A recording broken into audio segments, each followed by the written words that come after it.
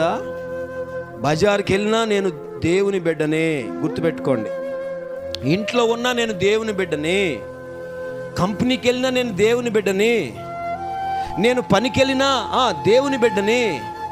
నన్ను ఇష్టపడే దేవుడున్నాడు, నా కోసం ప్రాణం పెట్టిన దేవుడున్నాడు, నన్ను స్వస్థపరిచే దేవుడున్నాడు, నన్ను బాగు చేసే దేవుడున్నాడని మనందరం ఏమవ్వాలి తెలుసా?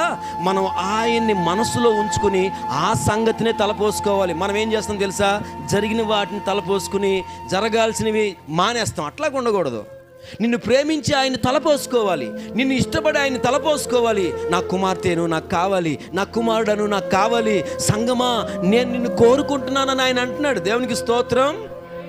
ఆ రోజులో మందిరాన్ని కోరుకున్నాడు. మరి ఈ రోజులో దేవుని మందిరం ఏంటి? మా వాక్యం వినాలి. ఈ రోజులో దేవుని మందిరం ఏంటి? నేనే.